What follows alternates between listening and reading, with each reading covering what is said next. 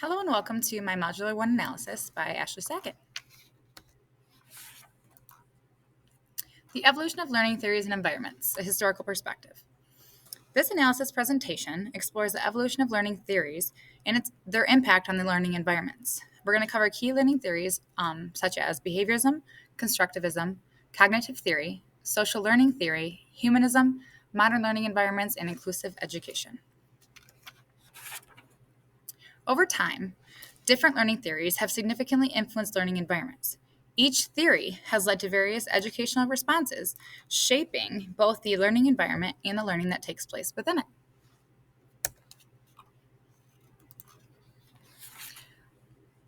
Let's begin our historical journey by examining the timeline of learning theories. First up, we have behaviorism, which was the earliest 20th century. It emphasized observable behaviors and a stimuli-response association. This is where traditional classrooms were structured or how they were structured, and there was a major focus on rote memorization and repetitive drills. Think multiplication facts with flashcards, just drilling and practicing. Learning was often passive, and the teacher was the primary source of knowledge. Behaviorism continued here. We have behaviorism's focus on observable behaviors would have manifested with traditional lecture-style classrooms. In modern higher educational workplaces, behaviorism might still influence grading practices where performance was solely measured based off of assessments. Applicability here, it is universally applicable in learning environments, but may be less effective for promoting critical thinking and problem solving among your students. Constructivism, mid to late 20th century. Constructivism stressed the importance of active engagement and personal construction of knowledge. Learning environments became more student-centered with hands-on activities and collaborative group projects here. Teachers acted as facilitators, guiding students in their exploration of new concepts. In higher education workplaces, constructivism might be seen in active learning strategies such as group projects and flipped classrooms. The theory encourages students to construct their knowledge, which is vital with face-to-face and blended settings where interaction and collaboration are possible. So that collaboration piece needs to be there. And then same thing goes for applicability. We need to be able to have face-to-face conversations in blended learning environments. Cognitive theory has influenced the use of technology in higher education, including some learning platforms or online learning platforms. The workplace might implement cognitive strategies with interactive online modules, adaptive learning tools. Here I think of the Safe Schools videos that we have to take as teachers. We have to watch the videos and then answer the quizzes at the end of do this twice a year, and I think like the bloodborne pathogens videos. Applicability, it is widely applicable, especially in online and blended learning environments where cognitive processes can be facilitated through technology. Social learning theory, mid to late 20th century. Social learning theory highlighted the role of social interactions in learning. Collaborative learning environments, this is where they emerged, and teachers encouraged communication and knowledge sharing throughout the classroom and within the learning process. In higher education workplace, social learning theory can be observed in group discussions, peer teaching, and collaborative research projects.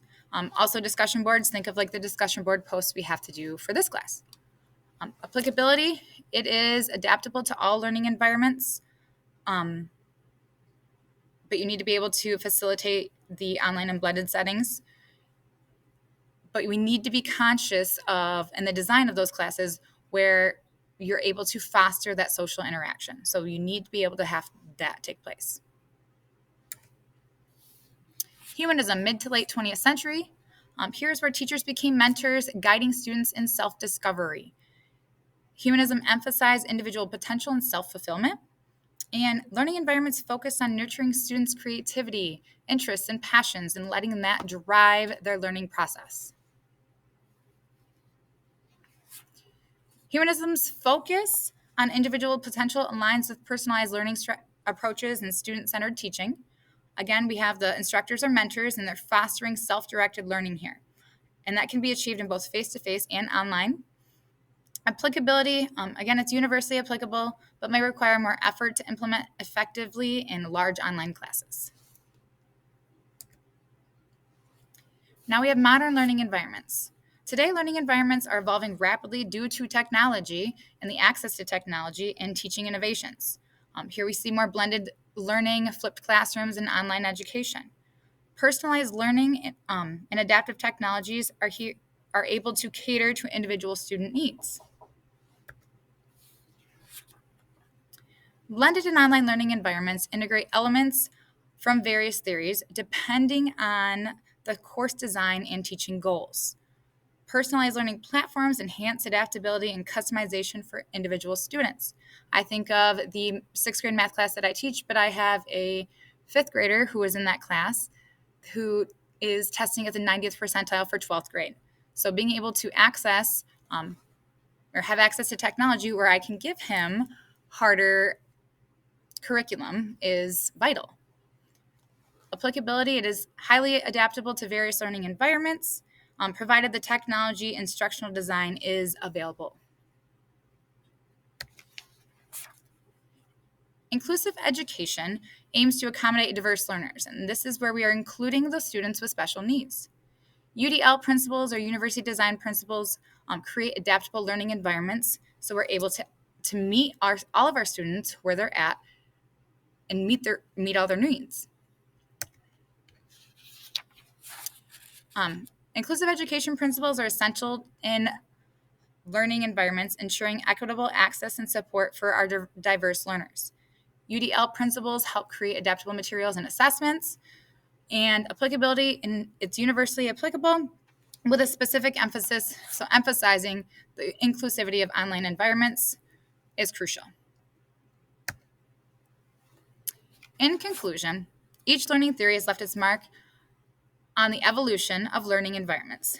While some theories have particular strengths in specific settings, many can be adapted and applied universally with careful planning and teaching considerations. In modern workplaces, a blend of these theories is often employed to cater to diverse learner needs and to create effective and engaging learning environments for all. Thank you.